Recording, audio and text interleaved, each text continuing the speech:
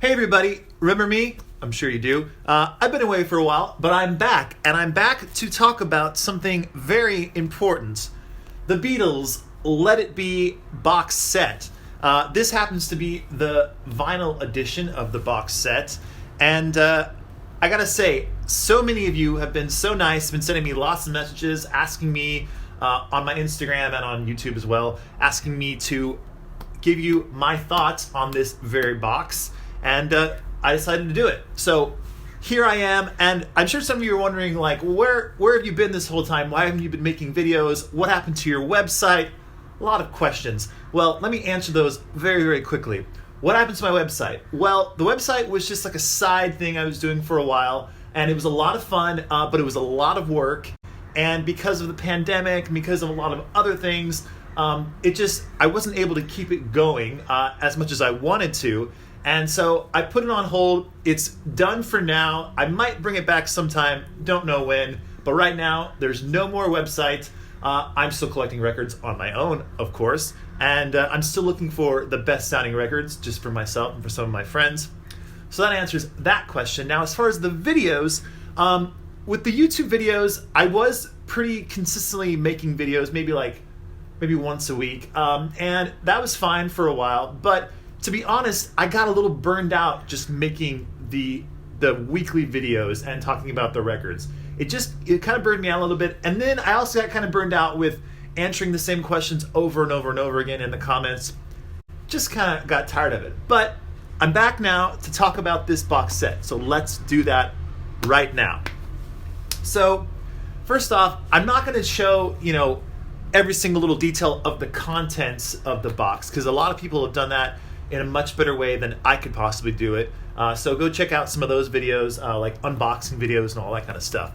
But what I am going to talk about is the sound quality and the actual songs and the takes within the box. And I'll talk about the book as well. So let's take out what's inside the box first off. So I first want to just say that this is top-notch all the way as far as packaging goes. This box is really, really sturdy. It looks great on the shelf, and it holds the records in very, very well. That is, unless you lean it to this side and they all come falling out. So don't do that, which I almost did, by the way, when I took it out of the box. So this is, like I said, this is the 5 LP box set. So you get the remix of the album by Giles Martin. You get a double LP of the session outtakes, and then you get the Glenn Johns 1969 Glenn Johns mix, and then you get the Let It Be EP. So let's take out all the contents here from the box, and it slides out like this, leaving you with an empty box, which we'll put right here. And this is the book. I think the book is fantastic. I think all of the books that the Beatles have done for these reissues have been really, really great and worth buying. And they finally, in my opinion, got it right, where this is the exact same book you get with the CD Deluxe Edition and with the Vinyl Deluxe Edition. You don't have to buy the Vinyl Edition and the CD Edition just to get the book. They finally made the exact same book for both editions, and I think that was definitely the right move. So I won't show you the inside of the book, but it has a lot of great information on all the songs, a little bit of the backstory, and just amazing, amazing photos as well. Let's first talk about this Giles Martin. Oh, here comes Bobby, by the way. Okay, Bob. Bobby is still doing well, as you can tell. He likes to check out the records, see what we got going on here, but he's going to go back and take a little nap. So that was Bobby's cameo. Okay, let's talk about the Giles Martin remix of the original album. So I gotta say, this is fantastic. It's kind of similar to what he's done with all the other albums, of course. It's a little bit heavy-handed when it comes to the bass. It's maybe a little bit on the loud side, but I think of all of the remixes, this one is one of the best. And it's also I think the reason why it might be one of the best is because the original Let It Be album, this happens to be a UK pressing. It's an early one, but it's obviously not from the box. But the original album that Phil Spector put together in 1970, I think there was a lot of room for improvement there. That's just my opinion. And I think because there was a lot of room for improvement, Giles had a much kind of an easier task at hand. So he could make it sound a lot better. And he really, really, really did. First off, the number one thing, I don't know why I held the number two. The number one thing that really impressed me about this remix is that the vocals are amazing on this now. You can really hear John and Paul, especially John and Paul because they sing the most on the album. Their vocals are fantastic on here, and Giles really brought them out of the mix and really made them sound excellent. The other thing, the number two thing that I thought was really great about this new remix is that he brought out all of Billy Preston's Fender Rhodes piano parts and just like organ parts. Those all come out of the mix beautifully, and they really add to the songs. They already added to the songs anyway on the original mix, but now they add even more, especially on songs like I Got a Feelin'. That Fender Rhodes is so great on that song, and it really, really just makes it for me.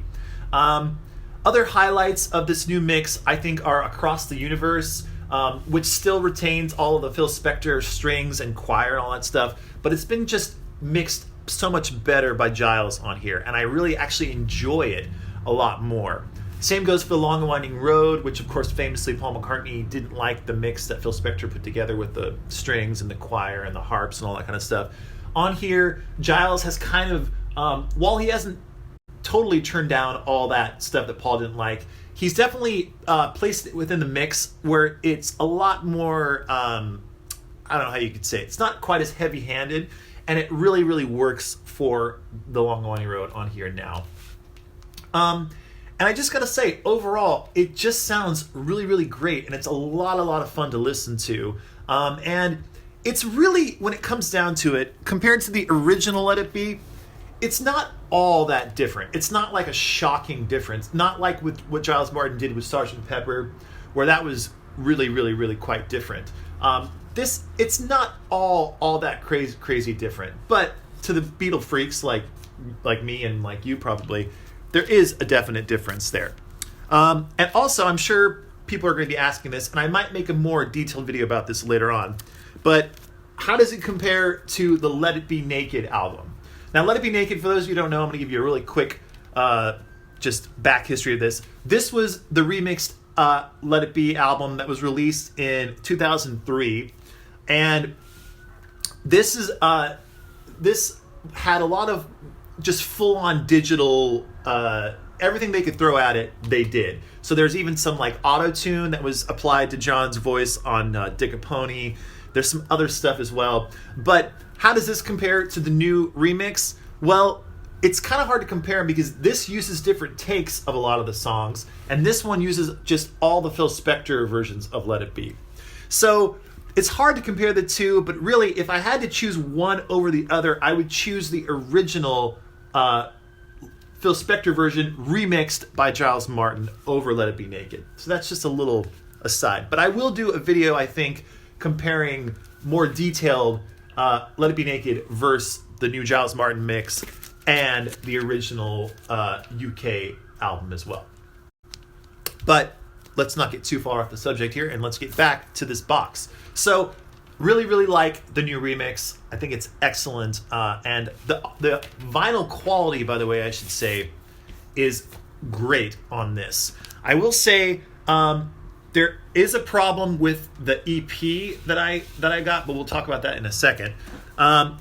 The only thing I have to complain about is on my pressing here, and these are all made in Germany, by the way. All the boxes were made in Germany. I have yet to see anyone else talk about theirs being made somewhere else. So this was made in Germany. And usually German pressed Beatle records are just top notch.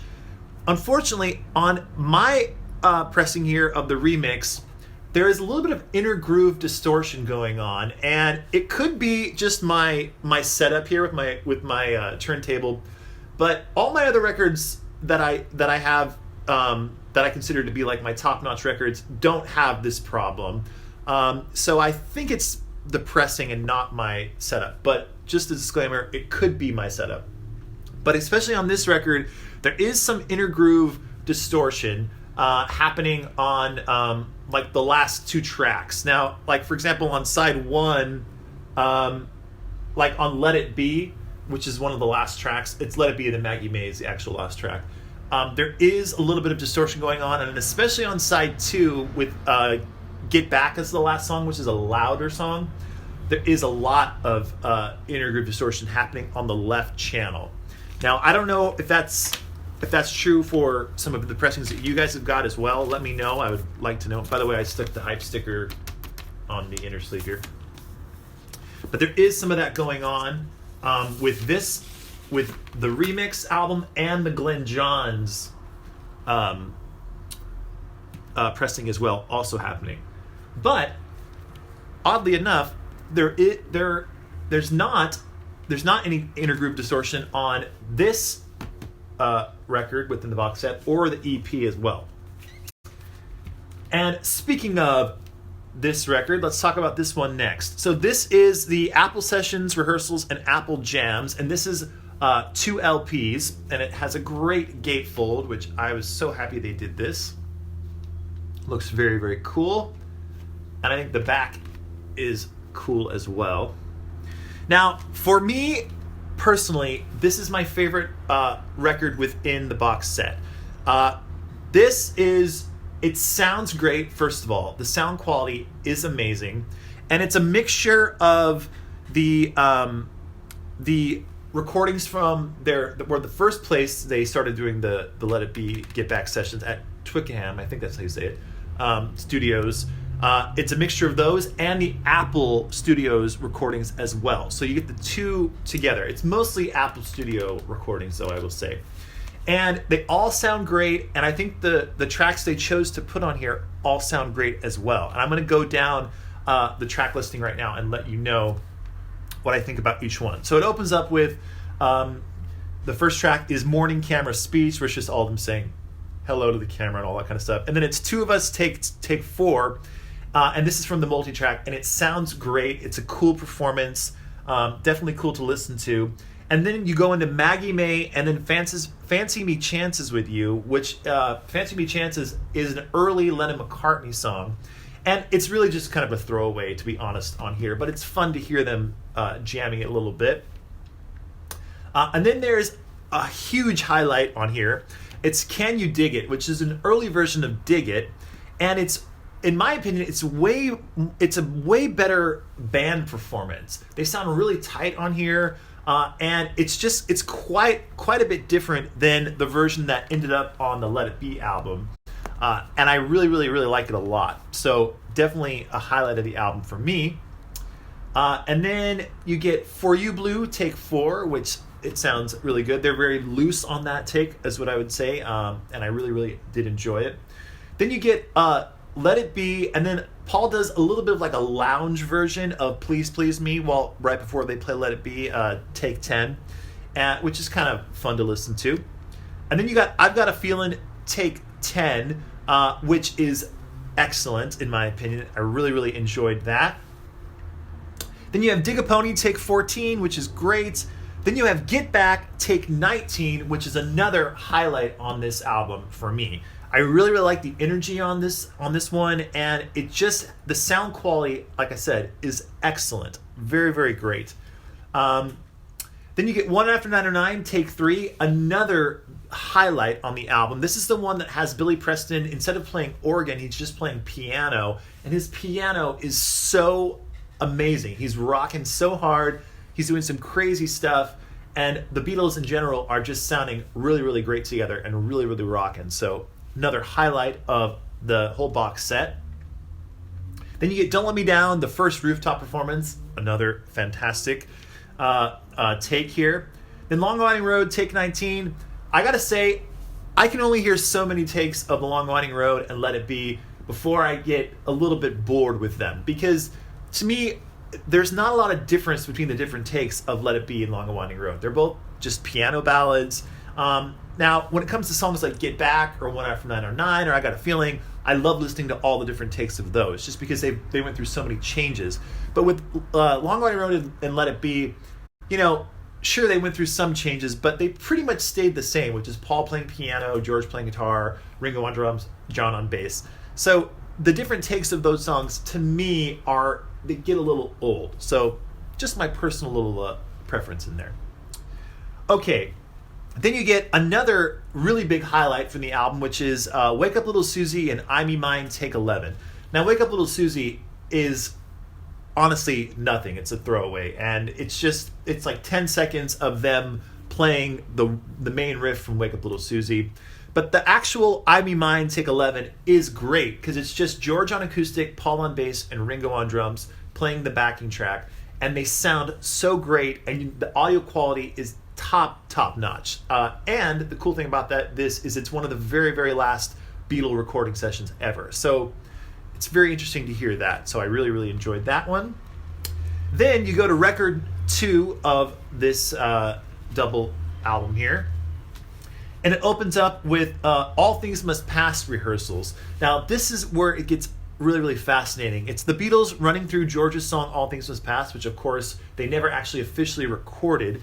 But it's cool to just hear them working on it. And you heard John give some, lyrical suggestions. He suggests changing the word wind to the word mind. Like a mind can blow those clouds away. He says to add a little bit of psychedelia, which is kind of cool to hear him talk about that with George.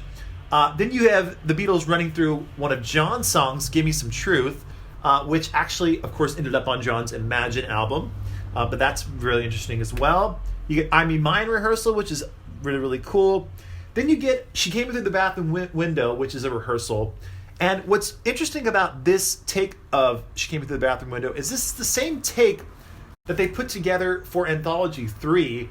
But on here, you get them working out a whole rehearsal of the song. So I'm wondering if on Anthology 3, if they put that take together from various pieces to make it one cohesive song. And if on here, you're actually just getting the start to finish of the whole rehearsal. I can't quite figure that out yet, so maybe some of you in the comments below can let me know. But it is a highlight on here as well. And then some other great highlights are you get Oh Darlin' Jam, which is again the same take from Anthology 3, but it's extended on here. You get Back Take 8, another really cool performance. The song The Walk, which is just like a jam that they do, and that's another cool thing. Then you get a song called Without a Song, which has Billy Preston singing on it, and he sounds amazing. It's just him and John and Ringo kind of just jamming on a song. Then you get Something Rehearsal, which is just them kind of discussing the song Something, George's song Something. And then finally, you get Let It Be, Take 28, and it sounds great, but again, I can only hear so many takes of Let It Be. But again, for me, this is the highlight of the whole box set. This album right here. I really, really love this. I've gone back and listened to this maybe 3 or 4 times. It's got so much great stuff on here. Very, very happy with this particular album within the box. Speaking of, by the way, a lot of people have been complaining that they didn't include a full performance, a full record of the Beatles' rooftop performance. Now, while that would have been nice, I don't think it's necessary, and I think that when they do put out the Get Back documentary, which is going to come out this November on Thanksgiving Day, actually, apparently that is going to have the complete rooftop performance. So, and it's such a visual thing that I think that is the way to enjoy the rooftop performance, is to see them doing it and to hear them playing it as well. So, anyway, that's just my little take on that controversy. Moving on, the Glenn Johns remix, or not remix, the Glenn Johns mix of the Get Back album. I really, really can't believe this exists as an official release. As I'm sure a lot of you in your collections also have, I have about 5 different versions of this. They're all right here in my record collection, and I can't believe that there's finally an official version of this. Now, I question if this is actually the 1969 mix that Glenn Johns put together. I kind of wonder if they threw in some of the 1970s mixes he made as well.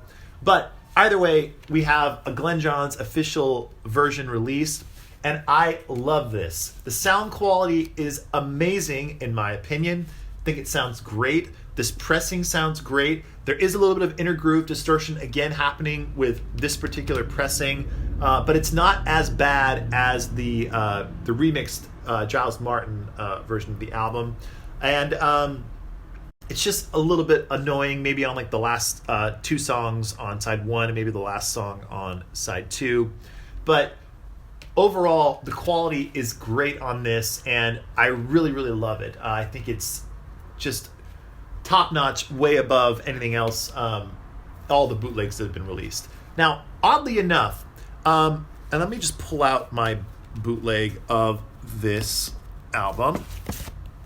So here's the bootleg that I've had for a long time, and I will say the two covers, while they look identical, they actually are not. So this new one, they've photoshopped John's head and Ringo's head, and they've taken them from other outtakes of this particular photo shoot. I don't know why. I think it's because on this one, all the Beatles are smiling. And on this one, as you can see, George isn't quite smiling as much, and maybe Ringo's not quite smiling as much as well. But it's just a subtle change. The other thing I gotta say, the back of this one from the box set, now this official one, looks like this, which is fine. The back of the bootleg, in my opinion, is so much better and so much cooler. I wish they would have done this one, but that's just a mild complaint. The other very interesting thing is that they've reversed the left and the right channel on this new one that was put out. Now, what I think happened here is that, and by the way, when I say reversed, everything that was on the left channel on the bootleg is now on the right channel, and vice versa on this new one. But what I think is, I think the bootlegs got it wrong, and I think they reversed the left and the right channel originally on the bootlegs, and that's why now it's been corrected as the original way. Because why would they reverse it? I don't think they would. They wouldn't take the time to do that. So anyway, just a little side note. It doesn't really matter, of course, because reversing it, doesn't change the sound really in any way. You're just getting it different channels. Let me put this back on the shelf for another 10 years until I take it out again. So the Glenn Johns mix, excellent, totally worth getting. I actually hope they someday release this as a standalone. So if you don't want to buy the box, you can just buy this on its own because it's that good. Okay, now the one disappointment from this box set, in my opinion, is the EP. Now, not because of the sound quality of the 4 songs that they have on the EP. Quite different. The sound quality on these 4 songs is amazing. Maybe the best, honestly, the best sounding songs on this whole box set, as far as sound goes, are the Giles Martin mixes of the Let It Be single and the Don't Let Me Down single as well. They sound absolutely fantastic. And the Across the Universe Glenn Johns mix is on side 1, and that sounds really good. Unfortunately, the Glenn Johns 1970 mix of I Me Mine on here sounds terrible. Why does it sound terrible? Because they took it from an acetate, an old acetate that sounds really bad. I don't know why they decided to, A, put that version on here. They couldn't find a better version of it? I guess not. B, why even include that at all? There were so many other songs to choose from that you could have put on here, like Susie Parker or Susie Parlor, I don't know, whatever. I think it's Susie Parker from the Sessions. That could have been on here. There's a million other songs that they could have put on here. But anyway, they kind of messed up. That's okay. The other thing that I find kind of odd is that they put it in this slip case. They could have made, some artwork for this as well, but they didn't, and that's kind of weird, but okay. And my final complaint is that my particular pressing of the EP has a terrible warp on the outside. I'm not going to be able to show it to you on here, but just take my word for it. When it's on my record player, on the very outside rim, actually you can see it, I can see it, but you can't, there's a terrible warp that you can't hear the first about 5 to 7 seconds of the first song on side 1 and the first song on side 2. And now, while that doesn't get in the way of the actual music, because there's just dialogue happening there, it is annoying because I paid, close to whatever, a lot of money for this box set. So did everybody else. You want to get records that actually don't have a warp in them or don't skip. Now, I could have exchanged this if I wanted to and make a little big complaint about it. But my worry is that if I was to exchange it for another box, maybe some of these other albums would have similar problems to this EP. And I'm okay with just living with the EP having a little bit of a problem and the other albums not having a problem at all. Because to be honest with you, I'm not going to listen to the EP all that much. And if I really, really want to hear these songs, with the first 5 seconds without skipping or whatever, I can just listen to them online or whatever. So just a small complaint, but 4 out of the 5 records were pressed great. This one, the EP, a bit of a problem. But it's okay. I'm not going to let it ruin my whole day. And I hope it doesn't ruin yours. So that is my take on this excellent Let It Be Deluxe Edition. I think it sounds wonderful. Maybe you're wondering if I'm going to be picking up the CD version of this. No, I will not, because all of the tracks are on here and they sound great to my ears. And when it comes to listening to music, I love to listen to music really on record. That's the way I like to do it. And if I got the CDs, I would listen to them in my car, and that would be nice, but I don't really need to worry about it. And maybe in the future, if the CDs, the box set becomes a little bit more affordable, I might pick that up. But for now, I'm very, very happy with this box set, and I hope all of you that have picked up yours are happy with it as well. And if you're wondering, Brian, should I buy this vinyl box set? Yes, I think you should. It's excellent. You will love it. I love it. And that's it. So I hope all of you are doing well, and maybe I'll make some more videos coming up here. We'll see. Anyway, that's it for now. Bye for now. Take care.